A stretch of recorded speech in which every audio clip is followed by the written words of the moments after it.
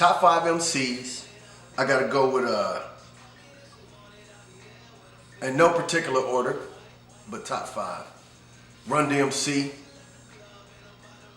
Eric B and Rakim, KRS-One, Ice Cube, and I gotta go EPMD for kind of a toss-up for my 5, no particular order. 1, Run DMC. I'm sitting on Lexington at the Dorsey's crib, and we should go over there to get the fresh cuts. You know, we should get these barbershop fades, you know, from a cat with fades. He was a high school, college type. We was middle school kids. And they came in and played my Adidas.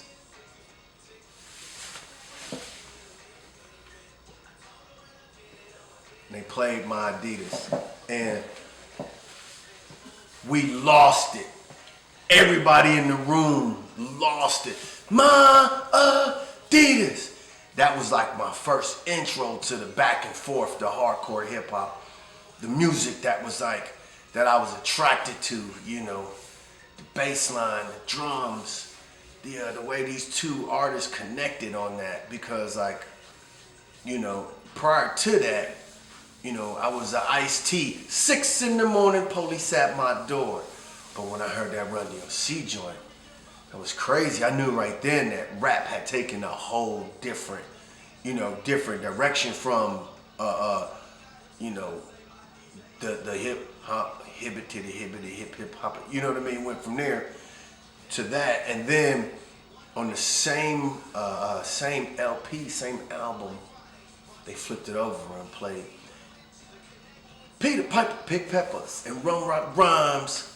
Oh, we came unglued, man. We teenagers on Lexington. I was like, this is bananas. It's bananas. I've been hooked on hip hop ever since. After that, you know, that was then it became, whenever I went to go get a haircut, I would always think about that song right there. So I would always try to keep a fresh haircut, because that's like, that was the initial piece, and during that time and with that family. And you know, I like to say we was all lifelong friends, not just from that one piece of hip hop, but from that barbershop. That wasn't a barbershop, it was mom's kitchen. You know what I mean? You know, it was, you know, cut in the hood, you know, $3. You get a cut, $3, you know, neighborhood barbers. The next artist, Rakim, man, when my man said, I ain't no joke, that changed the whole flavor right there. I was like, okay, we got hip hop.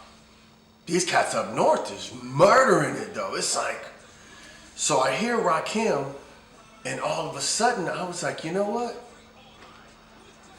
I'm gonna be a rapper.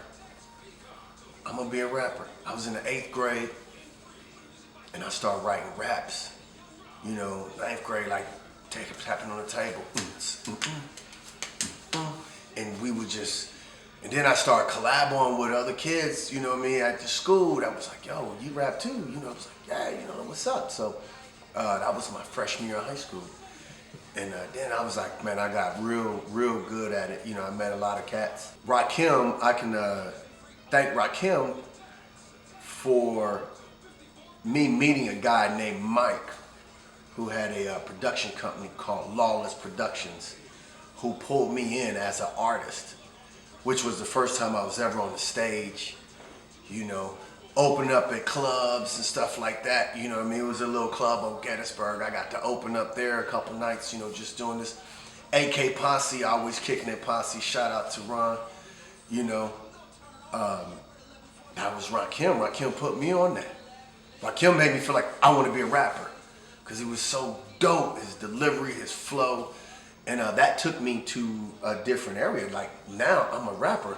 I'm doing shows. People are cheering.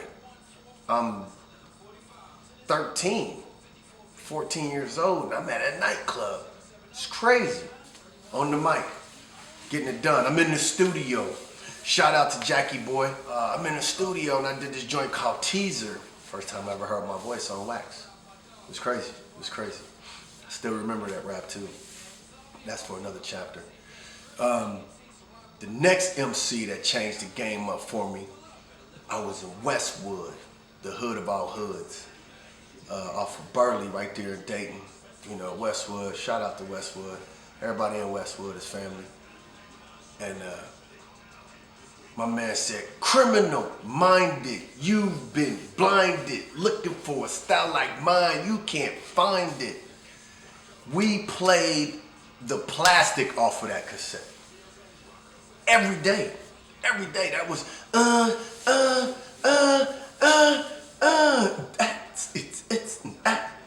And I remember Mr. Turkey Cheese Franks and Little Debbie Oatmeal Pies. Because when that song came out, all we had really was each other and crime. And, you know, some of us went to crime. You know, it was, it was pretty fucked up that all we had to eat, we could only afford, like some hot dogs. But, man, we had music. Man, we had that music. NWA was them dudes coming out the West. They was the first ones that said, fuck the police. Wasn't nobody ready for that. They said, what? Fuck the police. And I was like, you know, I mean, we all seen the Rodney King riots and all that, you know what I'm saying? You know, all that's on TV, you know. I'm like, wow, this is crazy. And Ice Cube, what made Ice Cube like my favorite MC is because he evolved, you know. He evolved and he started, when he left NWA, he stayed hip hop, you know. He stayed true to the storytell, the lyricist, and his voice is amazing. It's that boom. He got like Chuck D got a voice that booms. Chuck D, man, how did I not put Chuck out there? I got a letter from the government the other day. Man, it ain't just 5 MCs, man.